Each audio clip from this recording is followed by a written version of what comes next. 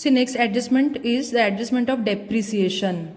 We have studied the term depreciation. Depreciation means a gradual or a permanent decrease in the value of fixed asset due to wear, tear, uses or time span, etc. Due to any reason, that reduction in the value of fixed asset is called as a depreciation. So depreciation is related with fixed assets of the business. Fixed assets like land, building, plant, machinery, furniture, vehicles, motor van. These assets decreases their values due to depreciation. So the first effect of depreciation is, as depreciation is related with the fixed assets, first effect, less from that particular fixed assets on the balance sheet asset side. All the assets we have studied, all the assets are recorded on the asset side of the balance sheet. So from that particular fixed asset we have to deduct, we have to less that much amount of depreciation. And another effect, depreciation is a notional loss to the business. It is considered as indirect expense or loss to the business because depreciation is not directly related with production or purchase of goods. That's why depreciation is indirect expense or loss of the business. That's why second effect is recorded on the debit side of P&L account, that is profit and loss account. So these are the two effects of adjustment of depreciation. This adjustment is also frequently asked in the problem of final accounts and very easy adjustment is there. Then the next is bad debts. Bad debts.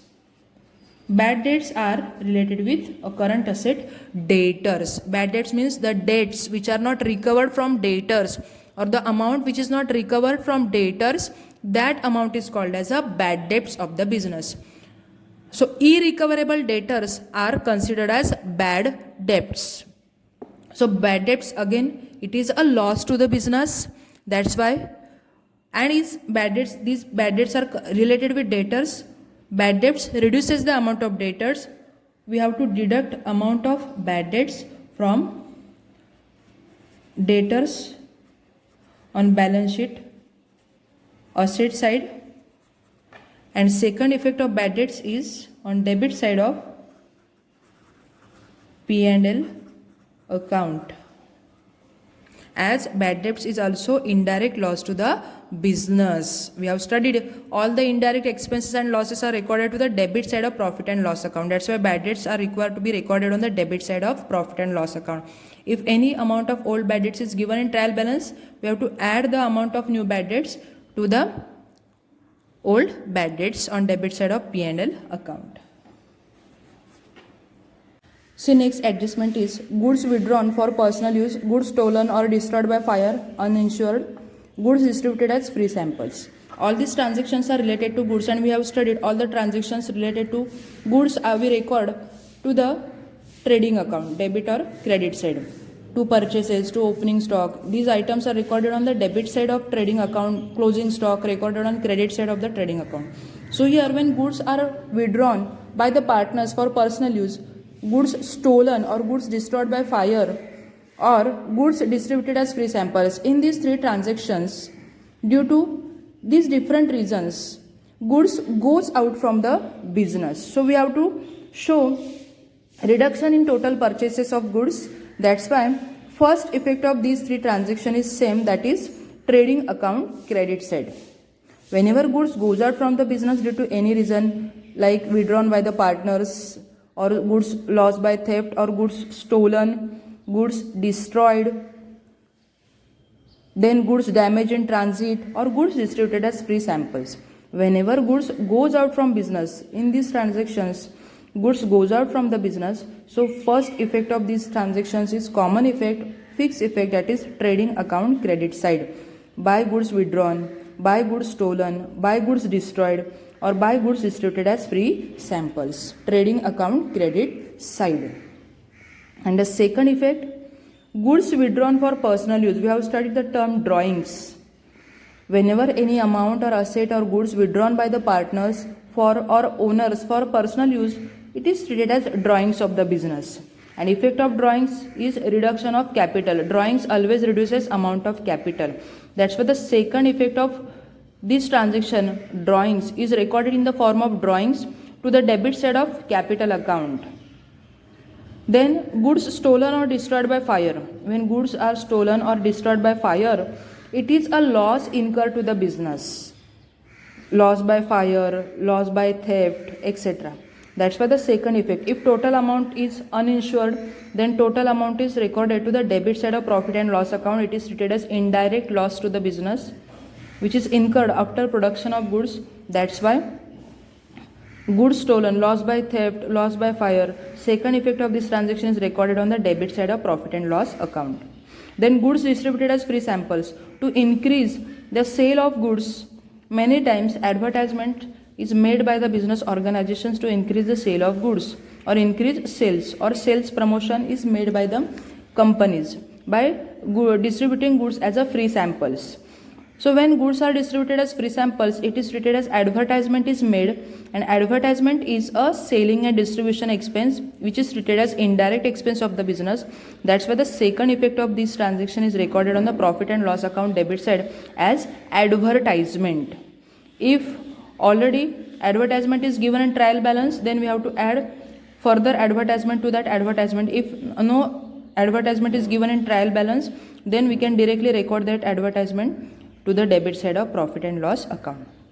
So the first effect of this transaction is common trading account credit side. Whether goods are withdrawn by the partners, goods stolen, goods destroyed, or goods distributed as free samples. Goods goes out from the business, that's why first effect is on credit side of trading account, and second effect as per the requirement of the transaction. If drawings are there, then record on debit side of capital account. If loss is there, then record on the debit side of profit and loss account. If indirect expense is there in the form of advertisement, again record on the debit side of profit and loss account. Next transaction is unrecorded purchases. Unrecorded purchases means purchases are made but not recorded in the books of accounts. Means the total overall transaction is remain unrecorded in the books of accounts. So we have to record that transaction in the books of accounts. So unrecorded purchases means goods are purchased on 31st March or before 31st March, but the businessman forget to record the transaction in the books of accounts. So that type of transaction is a transaction of unrecorded purchases and unrecorded sales. Then how to record the transaction? When unrecorded purchases or unrecorded sales are given, or adjustment related to unrecorded purchases or unrecorded sales, it is treated as these transactions are credit transactions, credit sales and credit purchases. Suppose, take a simple example for unrecorded purchases. Purchase goods from Manish worth rupees 10,000. Purchase goods from Manish worth rupees 10,000. Then what will be the journal entry of this transaction? Journal entry of this transaction is purchases account debit to Manish account rupees 10,000 rupees 10,000. This is the journal entry. So these effects of transactions are remain unrecorded in the books of accounts. Purchases account is not debited extra by rupees 10,000 and Manish account is not credited for rupees 10,000 in the books of accounts. So here purchases is expense of the business and Mr. Manish is here creditor of the business, right? We have studied the rule of modern approach. Whenever there is increase in expenses, we have to give debit, and whenever there is increase in liability, we have to give credit. So to record this effect of unrecorded transaction, we have to add. Suppose the amount of purchases before recording this transaction is 2 lakhs. After recording, so we have to add that much amount to our purchases. 2 lakh plus unrecorded amount of purchases 10,000. So purchases, total amount of purchases will become 2 lakh 10,000. And before adding this creditor rupees 10,000, amount of creditors, suppose amount of creditors is rupees 50,000, and after adding this creditor, total amount become 60,000. Last year we have studied accounting equations. Assets are equal to liabilities plus capital of the business. So here, when goods are purchased, amount of purchases is increased. As goods are purchased on credit, here purchases are also, creditors are also increased by rupees 10,000. Here debit, when expenses are debited means there is increase in expenses. When liabilities are credited, that means there is increase in liabilities. So here first effect, add that much amount of unrecorded purchases to the purchases on debit side of trading account, and add that much amount of creditors to the liability side, to the creditors on liability side of the balance sheet. In case of unrecorded sales also same situation, only the transaction is different. Sold goods to Ashok worth rupees 10,000.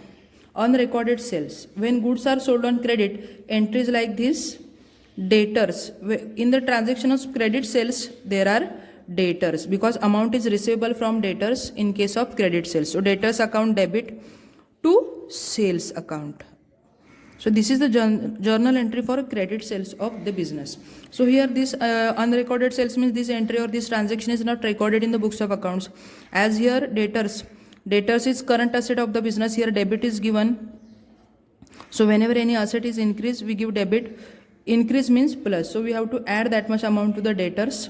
Here sales is income. Balance of income is always credit. When any income is credited, we have to add that much amount. So here the effect of this transaction is add on amount of unrecorded sales to the sales on. Sales are always recorded on the credit side of trading account, add to sales on credit side of trading account. And another effect, add to debtors on balance sheet asset side. Unrecorded purchases and unrecorded sales, these adjustments are asked many times. So remember the effect. When unrecorded purchases are given, in the transaction of unrecorded purchases, there are purchases and creditors. Add that much amount to the purchases and creditors. In the transaction of unrecorded sales, there are sales and debtors. Add that much amount of unrecorded sales to the sales and debtors. See next adjustment. Adjustment number 7, provision for doubtful debts or reserve for doubtful debts or new RDD. This adjustment is very important because this adjustment is also asked many times. That's why this adjustment is very important. RDD, that is reserve for doubtful debts, or sometimes RBDD is given, reserve for bad and doubtful debts. So what is meant by RDD? RDD is a type of provision made by the businessman or a business organizations. Many times it is it may be a possibility of non-paying the total amount or non-repayment of total amount by the debtors to the business. So to sustain that loss, such provision is made by the business organizations, RDD.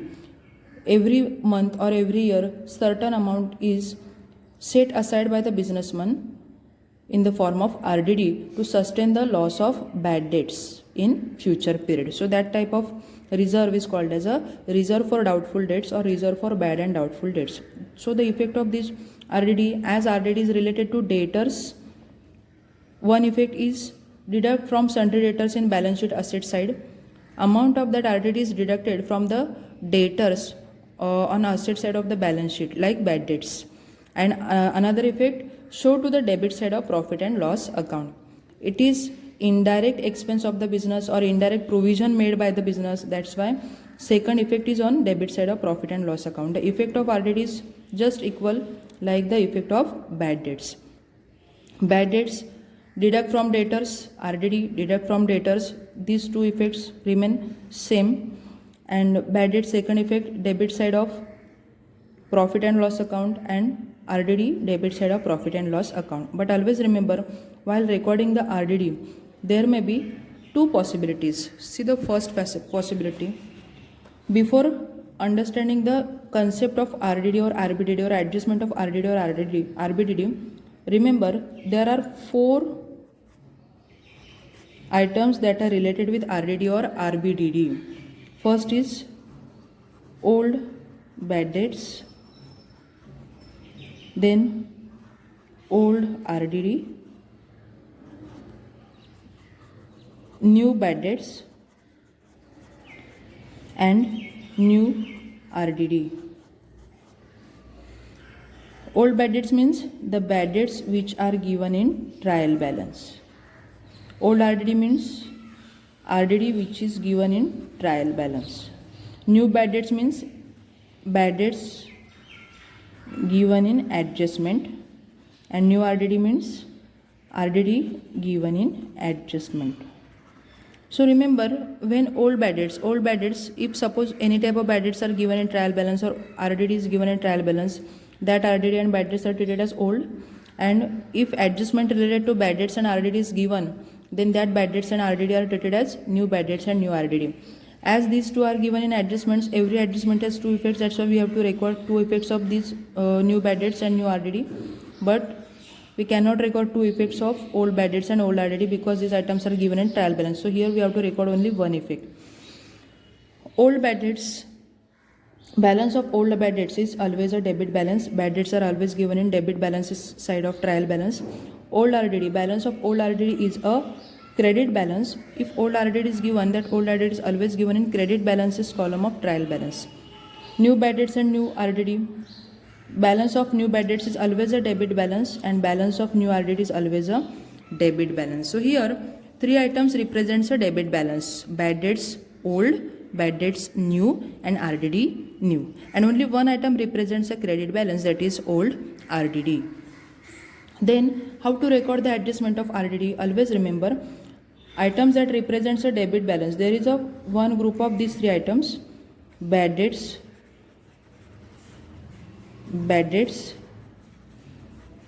and RDD. Old, new, and new. Old bad debts, new bad debts, and new RDD. First group is of these three items representing or showing a debit balance, and second group is of old RDD, and the balance of old RDD is a credit balance. Many times these four items are not given. Sometimes only new bad debts and new RDD is given, or old bad debts are given. Old RDD is absent. But you must know how to record the adjustment of RDD. That's why here I am explaining. So the first group is of old bad debts, new bad debts, and new RDD representing a debit balance, and second group is of old RDD representing a credit balance.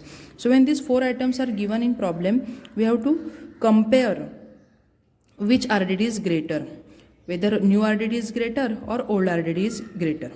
Take a simple example. Suppose in problem, amount of old bad debts is given rupees 500, amount of new bad debts is given again rupees 500, and amount of new RDD given is rupees 1000. Take total of these three items. Total of these three items is 2000, means the amount of total new RDD is 2000, and old RDD given in trial balance, if amount of old RDD is rupees 1000. Now tell me which RDD is greater RDD.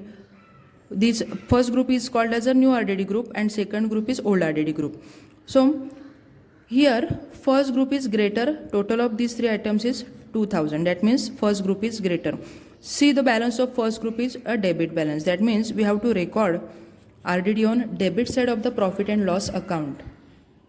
First effect, always remember, when adjustment of new bad debts and new RDD is given, first effect is common, that is deduct less from debtors. But at the time of recording the RDD to the debit side of profit and loss account, we have to compare these items. Here new RDD is greater, balance of new RDD is a debit balance. That's why we have to record the new RDD on debit side of profit and loss account. As suppose this is the debit side of profit and loss account, P&L account. First, to RDD. Instead of RDD, many times RBDD, these words are also given. To RDD, but remember RDD and RBDD are one and the same. First is bad debts old. Amount of old bad debts 500. Bad debts new 500, and new RDD 1000. Total of these three 2000. Then old RDD is a balance of old RDD is a credit, but old RDD is smaller than the new RDD. Then instead of recording the old RDD on credit side of profit and loss account as it represents a credit balance, deduct the old RDD from the new RDD. Less old RDD 1000. So amount in outer amount column rupees 1000. This is the perfect, or this is a scientific method of recording the adjustment of RDD. Why we record RDD on debit side? Because in this example, new RDD is greater, total of new RDD is 2000, and new RDD represents debit balance. That's why as greater RDD is new RDD representing a debit balance, that's why adjustment is recorded on debit side of profit and loss account, and from that greater RDD, new RDD, old RDD showing a credit balance of rupees 1000 is deducted, less old RDD 1000. So outer amount of net RDD in outer amount column rupees 1000. Many times many students open RDD account to record the adjustment of RDD, but that method is not a scientific method of recording or correct method or accurate method of recording the adjustment of RDD. Here the board method of recording adjustment of RDD given by the board is this method. So you have to record the adjustment of RDD as per this method. So this is the first example. Suppose take a second example. Suppose in second example, amount of old bad debts is rupees 200. Amount of new bad debts is rupees 100. And amount of new RDD is rupees 200. And amount of old RDD is rupees 800. Now tell me which RDD is greater RDD? Obviously, here take the total of these three, 200 plus 100 plus 200, total is 500. And the amount of old RDD is 800. That means here old RDD is a greater RDD. And the balance of old RDD is a credit balance. Here in second example, instead of recording RDD on the debit side, we have to record the RDD on a credit side. Because in second example, which RDD is a greater RDD? Old RDD is a greater RDD, and old RDD represents a credit balance. That's why we have to record the RDD on credit side. So here on credit side, first write by RDD old, total amount rupees 800, less new RDD. Take the total of these three, bad debts, old, bad debts, new, total is 500. So the net RDD in outer amount column rupees 300. Here space is not available, that's why here I recorded rupees 300. 800 less 500. सो मग लक्षात ठेवा, ही RDDची adjustment बऱ्याच वेळेस असते प्रॉब्लेममध्ये. तर RDD म्हणजेच काय की आपण बघितले बॅड डेट्स बघितले की डेटर्सकडून जी अमाऊंट आपल्याला रिकवर होत नाही त्याला आपण बॅड डेट्स बोलतो.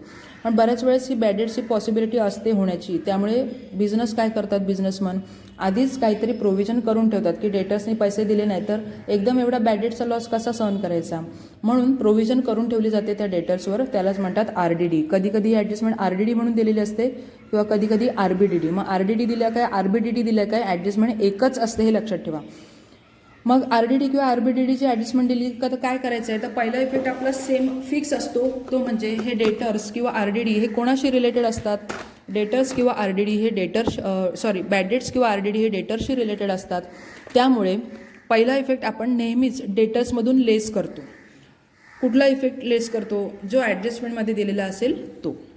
मग हा RDD कसा रेकॉर्ड कर, आणि दुसरा इफेक्ट आपण प्रॉफिट अँड लॉसच्या डेबिटला दाखवतो. पण नेहमीच प्रॉफिट अँड लॉसच्या डेबिटला जाईल का, किंवा जर 4 आयटम्स आपल्याला दिले तर ते वेगवेगळे रेकॉर्ड करायचे का, तर नाही. तर बॅड डेट्सची किंवा RDDच्या ॲडजस्टमेंटशी रिलेटेड हे 4 आयटम्स बऱ्याच वेळेस असतात. कधी कधी सगळे असतीलच असं नाही, पण जे असतील ते सगळे आपल्याला एकत्रित रेकॉर्ड करायचे असतात, वेगवेगळे रेकॉर्ड करायचे नसतात. मग कोणते कोणते आयटम्स असतात तर बघा, 4 असतात items related. Bad debts, old RDD, new bad debts आणि न्यू RDD. मग ओल्ड बॅड डेट्स म्हणजे काय, आता ओल्ड आणि न्यू हा शब्द कुठेही नसतो, फक्त bad debts RDD, bad debts RDD हाच शब्द असतो. मग आपल्याला ओळखायचं असते की ओल्ड कुठले आणि न्यू कुठले. जे ॲडजस्टमेंटमध्ये दिलेले असतात ते असतात न्यू, त्याचे आपल्याला 2 इफेक्ट आपण शिकलो. कुठल्या ॲडजस्टमेंटचे आपल्याला 2 इफेक्ट्स रेकॉर्ड करायचे आहेत. आणि जे ट्रायल बॅलन्समध्ये दिलेले असतात ते असतात ओल्ड. मी हे एक्सप्लेन करते मराठीत कारण ही कठीण ॲडजस्टमेंट आहे समजायला म्हणून. तर अशा प्रकारे 4 आयटम्स असतात related to adjustment of RDD और RBDD. मग आता कसं रेकॉर्ड करायचं तर बघा, जे ओल्ड बॅड डेट्स, कुठलेही बॅड डेट्स ओल्ड असतील, बॅड डेट्स न्यू असतील आणि न्यू RDD ह्या तिघांचा बॅलन्स कुठला असतो, डेबिट बॅलन्स असतो. आणि जो ओल्ड RDD असतो हा ट्रायल बॅलन्सच्या नेहमी क्रेडिट बॅलन्सेस कॉलममध्ये दिलेला असतो. त्याचा बॅलन्स कोणता असतो, क्रेडिट. जे डेबिटला दिलेलं असतं त्यांचा बॅलन्स डेबिट, जे क्रेडिटला दिलेलं असतं त्यांचा बॅलन्स क्रेडिट. मग कसा रेकॉर्ड करायचा RDD तर बघा, जे डेबिट बॅलन्सेसवाले त्यांचा एक ग्रुप असतो, old bad debts, new bad debts आणि न्यू RDD. आणि जो क्रेडिट बॅलन्सवाला त्याचा सेपरेट ग्रुप असतो ओल्ड RDDचा, तो एकटाच असतो ग्रुपमध्ये. आणि ह्या ग्रुपमध्ये 3 जण असतात. मग आपल्याला नेहमी जर हे 4ही आयटम जर दिलेले असेल प्रॉब्लेममध्ये तर आपल्याला कंपॅरिझन करावी लागते की कुठला RDD मोठा आहे. मग जो आर डी डी मोठा म्हणजे ज्या आर डी डीचे टोटल जास्त असेल त्याचा जो बॅलन्स असेल त्या बाजूला आपल्याला आर डी डी रेकॉर्ड करायचा असतो. आता बघा इथे एक एक्झाम्पल आपण घेतलं. इथे ओल्ड बॅड डेट्स आहेत 500, न्यू बॅड डेट्स 500 आणि न्यू आर डी डी 1000 आहे. या तिघांची टोटल आपण किती घेतली आली 2000 रुपये. बरोबर. या तिघांचा बॅलन्स डेबिट आहे म्हणजे डेबिटचे टोटल किती आलेले 2000 आणि ओल्ड आर डी डी आपल्याला दिलेला आहे किती 1000 रुपये. मग मला सांगा कुठला आर डी डी मोठा येईल, डेबिटवाला की क्रेडिटवाला, न्यूवाला की ओल्डवाला? ऑब्व्हियसली न्यूवाला आर डी डी मोठा आहे कारण ह्या न्यू आर डी डीची तिघांची टोटल किती आलेली आहे 2000 रुपये. मग न्यू आर डी डीचा बॅलन्स हा डेबिट असतो. मग डेबिट बॅलन्सवाला आर डी डी जर ग्रेटर आला तर पी एन एलच्या डेबिटला पोस्टिंग करायची. बघा 2 आर डी डी एक हेडिंग लिहिलेलं आहे कॉमन आणि त्याच्याखाली bad debts old 500, bad debts new 500 आणि न्यू आर डी डी 1000. ह्या तिघांची टोटल केली ती आली 2000. आणि जो ओल्ड आर डी डी आहे तो क्रेडिटला दिलेला आहे म्हणून तो आपण पी एन एलच्या क्रेडिटला रेकॉर्ड करणार का? नाहीच करणार. तो आर डी डी आपण काय करणार आहोत या पूर्ण मोठ्या आर डी डीतून less old R D D 1000. बरोबर. आपला आउटरला आर डी डी नेट किती येईल 1000 रुपये.